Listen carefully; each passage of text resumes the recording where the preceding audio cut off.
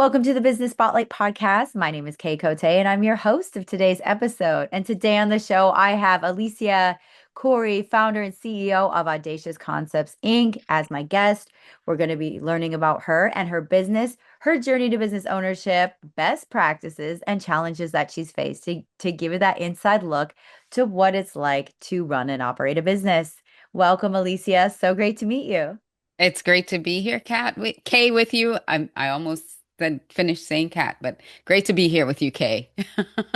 Yes, I'm excited to dive in and learn about your business. Just the name of it gets me excited about business. And so, but before we get into all things business, I would love to share with the audience a bit about you. So take us back as far as you'd like and share a bit about yourself. As far back as I like. Oh wow. That's the thing that's most important for me is that I was always passionate about transformation, helping people transform, whether it was through fashion, through hair and makeup, because I was in the fashion business, the beauty business, and now in helping them within their business, in that their business realm, transform their mindset, how they work, how they operate, how they communicate with each other. So whatever it is, it was always leaning towards how can I get people the fastest possible transformation and give them the biggest bang for their buck, right? So that's me in a nutshell. Okay, we've already got a lot in common because I was in fashion too. So I'm very excited to hear your story and kind of like Yeah. what brought you into this. Okay, so let's take it to when was that aha moment when you were like, "Oh, I want to help business owners with their transformations." Like, was there an aha moment or was there like something leading up to it? Like, what's the story? Yes, there was a very pivotal moment when I had a company doing professional on-site hair and makeup. So I had other stylists, and we would go to from weddings, red carpet events, you name it. If hair and makeup was needed, we were there.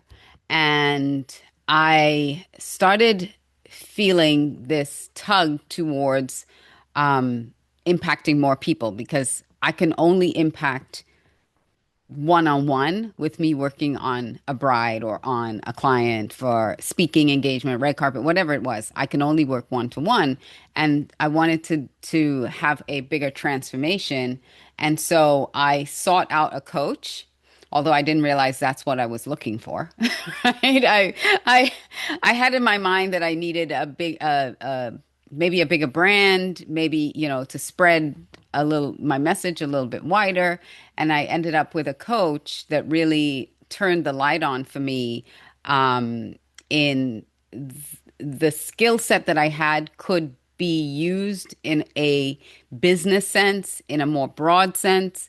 I said before that I was in fashion and beauty, and the direction that I was headed into the business world was around executive presence, personal development, like really helping people build their confidence and stand up more powerfully where they were.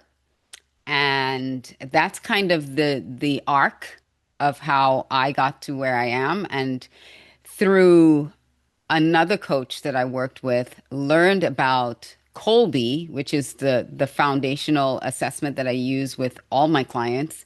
And Colby is Kolbe. I know some people have trouble spelling that, but that taking that assessment for myself really changed my life. I mean, that was like one of those. I have a colleague that says like the clouds parted, the angels sang, the light shone down from heaven moment when I took that assessment and got my results and realized. I mean, I had this aha moment that wait a second, you're not broken, nothing's wrong with you. You've just been operating outside of your most powerful strengths. And that's why you had been struggling to do things in the way that you were trying to do it. And so that was one of those really breakthrough moments for me. And I felt like this is something that other people need to know and need to understand about themselves and how they can work better within a team. to achieve greater things. That is like I like got tingles because it's Yeah. like you had that moment you're like, okay, it's I just need to shift. I need to pivot. And then it was like those clouds parted and you were able Yes, to exactly. I get Exactly. it. I And I've get it. and I've seen that happen for a lot of other people too that I've worked with or who have used this type of work before, and it's like, wow, this really is a powerful tool. So yes. Well, that is cool. Well, now I'm excited to dive in to see like what beneath all this incredible work you're doing. And so you're the founder, you're the CEO.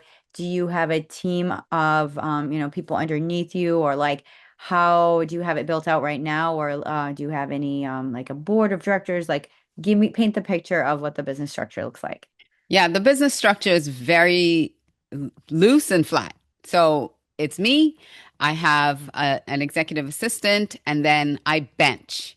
So I have other service providers, other professionals who are very skilled in their area of expertise that come on. So it's a subcontractor type of arrangement. They sign a contract with me. I give them a statement of work, and we work with the client through statement of work. And that way, we stay lean and agile, and could respond to what's needed in the market. That's powerful. I think that's really cool. And so now, as you're growing, I want to learn about your clients. Like, if I were to say walk through your doors or check you out online, how would I know I would be a good fit as a client for you? That's an excellent question. I help clients really understand the gap between strategy and execution through their people. So, if you have staff, if you have people underneath you, if you have an executive team and you have, just as you asked me, board of directors, if you have people that are working under you and you are the decision maker in the organization or in that role, whatever role that you hold, and you're a decision maker in that role, and your team is not operating optimally. Mhm. A lot of people like to talk about high performing teams, and I love those that do the high performance. I want to optimize your team. I want to get them to where they're in the right seats, in the right bus, doing the right things, not burning themselves out, not getting frustrated, not having conflict, not having that friction that stalls productivity, and get all cylinder. Like when all cylinders are cranking, that's where. And to me, that's high performance more than some ways I've heard high performance explained. I like that the machine is cranking on all cylinders kind of thing and it's just humming. Um, I saw a statistic actually, yeah, is it today, that a 1% improvement in operations in any individual operating 1% better over the team gives you a 13.4% increase in productivity. So if I can Wow, get that individual on your team to operate 1% better, 1% more aligned, that's a 13.4% increase in productivity. that's incredible. So I yeah. imagine if we get them 10%, how much more productivity you can get out of them. Mhm. So that's that. So if you go to my website or you're listening to me on YouTube or on social media or something, and you're hearing me talk about friction and the type of friction that you're experiencing and how that is slowly leaking money out the back door that you're not even don't even have a line of sight to, that's when you say, I probably need to talk to Alicia because she can get that, not 1%, like that 10% increase or that 5% increase in productivity that compounds and multiplies over time. And so that helps me keep more of my profits, right? Instead of it leaking out the door in productivity. Wow. Yeah, that's really incredible. I vision what you're building right now or that client base. Okay, so this is really cool. How are you spreading the word about it? Like, what's your marketing look like behind your business? Marketing is speaking at conferences when I can get on the stage, um, YouTube, social media, and networking, like going out there and meeting people, like building my network and connecting with people. So that's those are the kind of pillars of marketing. Yeah. So a lot of in person, a lot of like you're the face of the brand and yeah, Yes, in front of people, because I believe we've gotten into too much reliance on social media and too much reliance on chatbots and AI doing a lot of the work for us. That and I'm not poo-pooing it. I'm not saying you shouldn't do that. I'm just for me, I feel like that face to face still builds. It's one of the greatest builder of trust is when they could see you, hear you, know that you're not just a real person, because there are too many people building businesses overnight with AI that have absolutely no expertise in actually working with you. And if I can have a conversation with you and you could say, huh, she does actually know what she's talking about. And it's not just beautiful on her website because AI built it and AI said all the right words. I can actually, help you with your problem. definitely. And especially nowadays when there is so much digital, it's like there is something to be said about that in-person handshake and real conversation. Yeah, I saw a report today that these young entrepreneurs, 21 years old, sold and Forbes endorsed them. Some big, big names endorsed them for the product that they were selling. And it was really one product that they just changed the name on and duplicated 400 and something times and gave it to clients. But it was the same report, and they were given investors gave them like $30 million for their business, and they were riding high. They were on the Forbes 30 under 30 list, and it's like they were totally faking it, right? They didn't have a really solid product. So even the due diligence of checking someone out and if you meet me face to face, if we're in that environment and I'm on stage giving a presentation, I'm not just faking that, right? There's and you can meet me, you can ask me questions. There's that credibility built in immediately. So I like the more high touch situations where people can really connect with me and we start building that trust from there. Definitely, definitely. So now I am curious to where you're going. Where are you taking the company? Where do you see it going in the next 3 to 5 years? Oh, 3 to 5 years. That's always a fun question uh because I do cold bee and I understand that my 3 to 5 year plan shifts daily because I always have a vision that is ever expanding. And so when I put that in a pigeonhole kind of thing, oh, in the next 3 to 5 years, this is what I want to see. Next week, it might shift, it might change because I'm very flexible in how I see the growth of the business. So, to answer that question, I'm just excited for the future. I'm going to keep building for the future. I don't have a specific pinpointed plan that I could tell you in 5 years, this is where we're going to be because my strength is in seeing the trends of the future and being able to shift as the market shifts. So that's how I'll answer that question. That's a really good point. And so, it kind of brings me to the next question, which it kind of goes along with those like when the shifts happen, as business owners, we're faced with challenges every day, especially when there's shifts and pivots happening. So, what is something you're currently challenged with in your business? Currently, the the biggest challenge for my business is cash flow.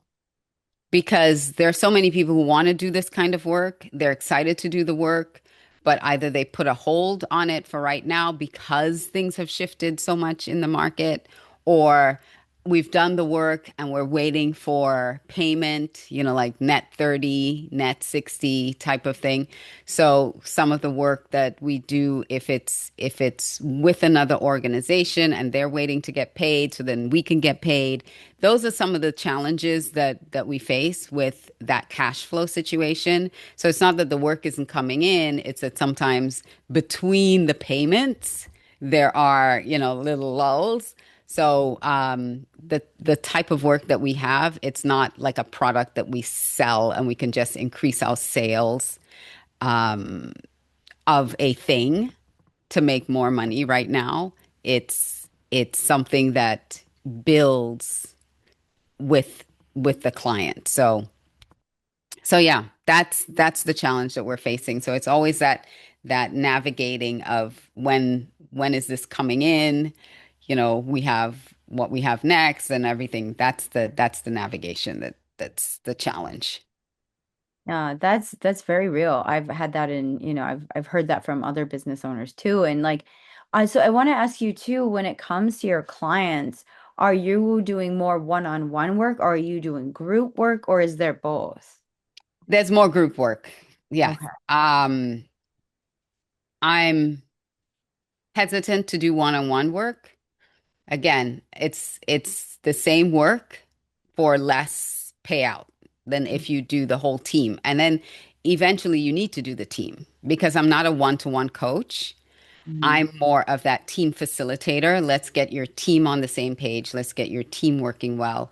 Uh, One of the biggest mistakes that I do see businesses making is in the hiring process, is not really having the right tool to get the right people in that seat, and then using that same tool, not just in the onboarding, but also in the team development. So that's this, the Colby tool that I'm talking about. This is one of the foundational tools we use. I'm also certified in other assessment tools, but this one is the highest predictive performance.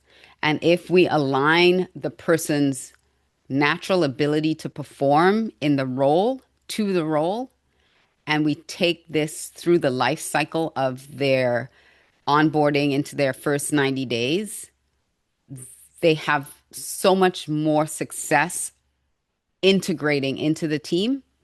And so I think sometimes businesses make that mistake because either they don't know this exists. A lot of them don't know that this exists, but also how do we bring it into the business? And so one of the greatest opportunities is in your hiring process to integrate this from the start. And then you can use this tool with succession planning and with, how do you roadmap someone into the next level by understanding their innate strengths and how they perform. So this is something that I believe organizations should have baked into their processes because it is so powerful in the data that it collects and how we roll it out. Oh, definitely. Well, thank you for sharing about kind of like the inside of what your business is. Now I want to take us through the fun part of the Q&A called our rapid fire The section. rapid fire. Okay, I'm ready. Amazing. Okay, we got four questions. Question number one is, what is the key to success for you? Always learn. Keep learning. Very true. Number two is, what is a piece of advice you have for other business owners? Keep learning. We can always get better. We can always gain more self-awareness. We can always learn new tools, new techniques. I've come across some business owners recently that they refuse to learn AI. I'm like, are you crazy? So yeah, I'll use the same answer. Keep learning. Keep learning. Number three is it could be a podcast, a book, an article, just something that's resonated with you recently. I read this book called No Ego by Dr. Cy Wakeman. It was such a powerful book. And in that book, she also said that there 2.5 hours in every day is wasted.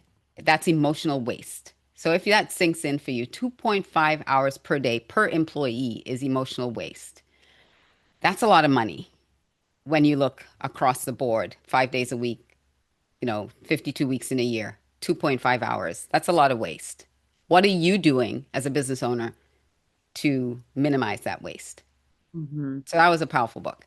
Ooh, I wrote that one down. That sounds really good. Yeah, no ego. And the final question, now you can take your time a little bit on this one. If I handed you a magic wand and you had the ability to rapidly improve one aspect of your business, what would it be? Cash flow. I was gonna guess because we talked about it earlier, We but no. talked about it. Yes. More Oh, cash flow into the business.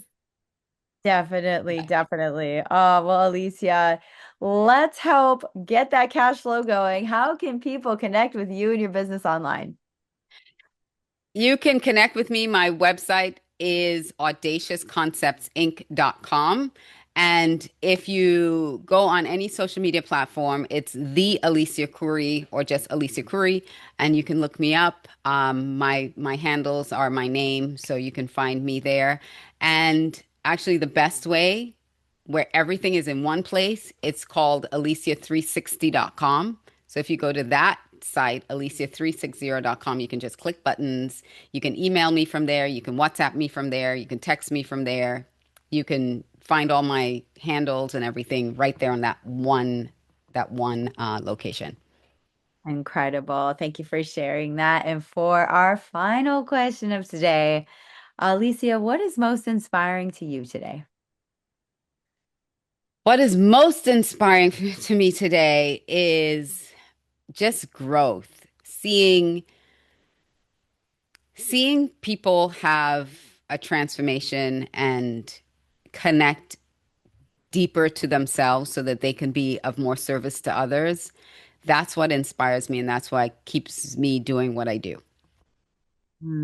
That is inspiring to me, and this episode has been very inspiring. So, thank you so much for taking the time to chat with me and share your story. Thank you, Kay.